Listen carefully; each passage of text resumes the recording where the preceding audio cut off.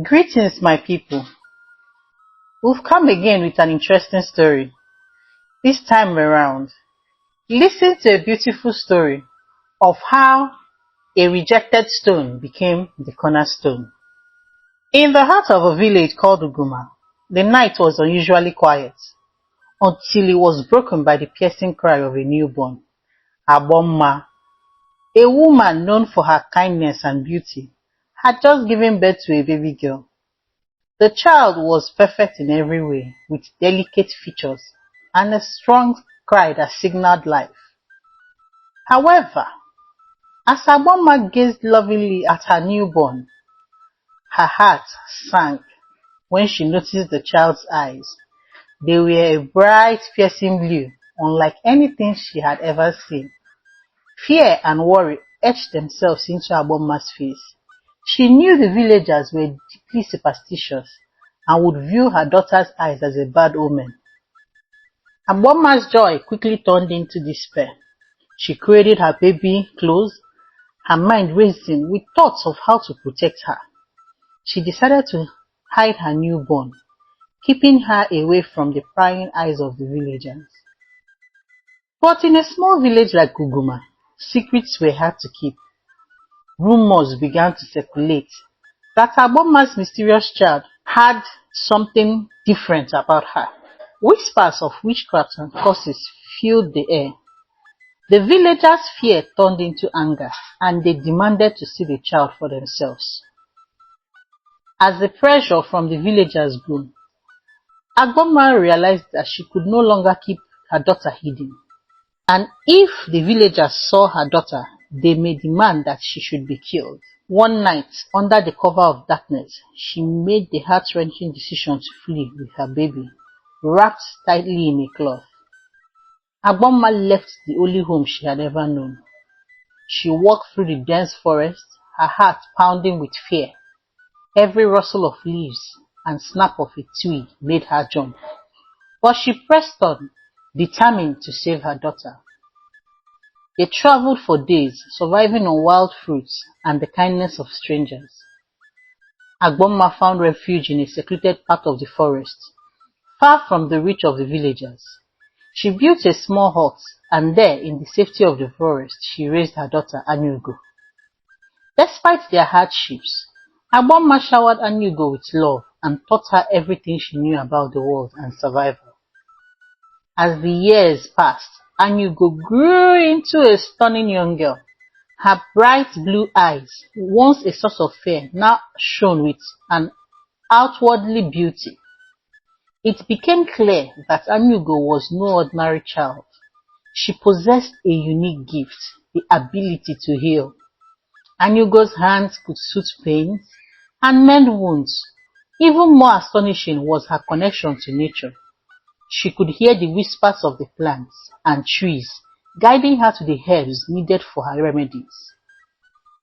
Anyaugo's gift of healing spread beyond the forest. People from nearby villages began to seek her out. Drawn by stories of miraculous ability, she would sing a melodious tune to the leaves. Mborogu bo bo bo mborogu. Mborogu bo bo bo mborogu. And the plants would respond, revealing their secrets to her. Her reputation as a healer grew, and she became known as the beautiful girl with the magical blue eyes and healing hands.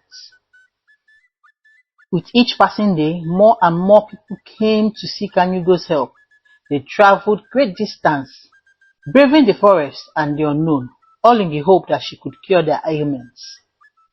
Anyaugo welcomed them with open arms, never turning anyone away. She used her knowledge of herbs and connection to nature to create powerful remedies. People were amazed by her ability and left her presence healed and filled with gratitude. Despite her growing fame, Anyaugo remained humble.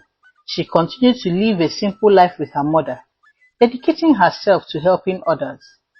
The villagers began to view her as a blessing rather than a curse. Her blue eyes, once feared, were now seen as a mark of her extraordinary gifts. Meanwhile, back in Uguma, the village was facing a crisis. The king, a wise and just ruler, had fallen gravely ill.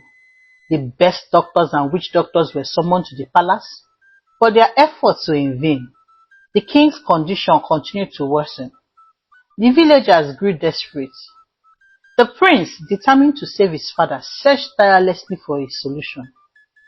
One day, a wandering witch doctor visited the palace and spoke of a renowned healer in the distant village.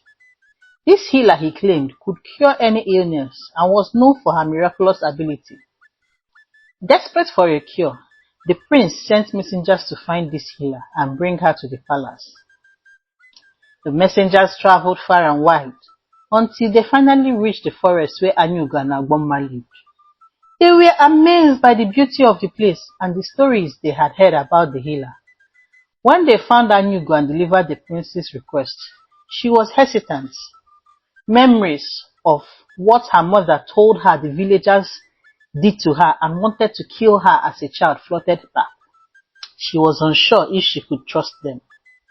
Agbonma, seeing her daughter's hesitation, encouraged her to go, telling her to allow God vindicate her.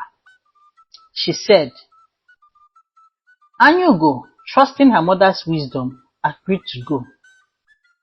She gathered her herbs and prepared for the journey, hoping to make a difference. When Anyaugo arrived at the palace, the prince was taken aback. He had expected an old wise healer, not a young beautiful woman with mesmerizing blue eyes.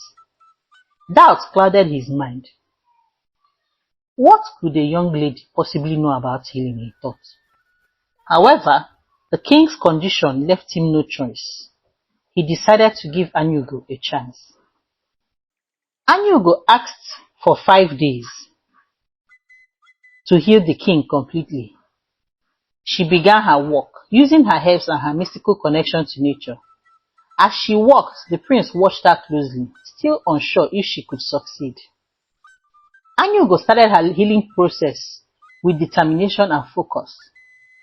She spent hours in the palace garden, singing her melodious tune to the plants.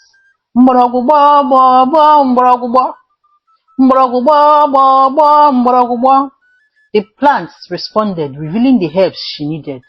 She prepared the potions and salves, administering them to the king with care.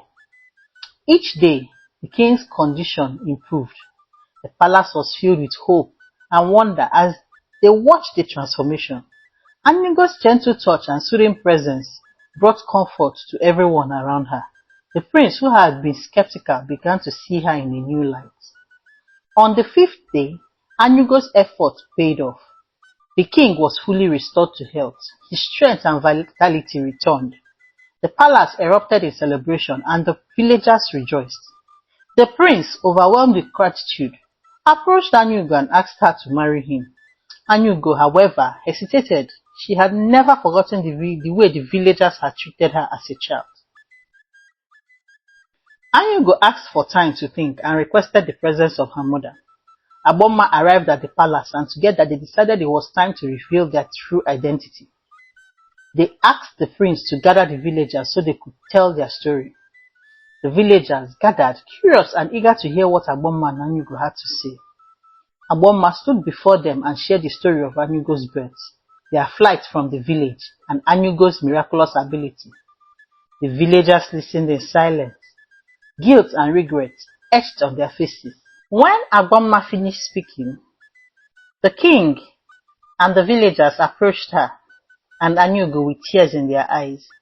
They apologized for their past actions, expressing their deep remorse. They acknowledged Anyaugo's gifts and thanked her for saving the king's life. The king welcomed them back to Uguma with open hands. Anyaugo, moved by their sincerity, forgave the villagers. She accepted their apologies and agreed to marry the prince. The villagers, once fearful and superstitious, now celebrated Anyaugo's gifts and welcomed her as one of their own. The village celebrated the union of Anyaugo and the prince with grand ceremony. Agbomma looked on with pride as her daughter was finally accepted and honored. Anyaugo and the prince began their new life together, bringing peace and healing to Uguma. The rejected stone had indeed become the cornerstone, and they lived happily ever after. If you enjoyed this story, please like, share, subscribe. Watch our other interesting videos posted on our channel.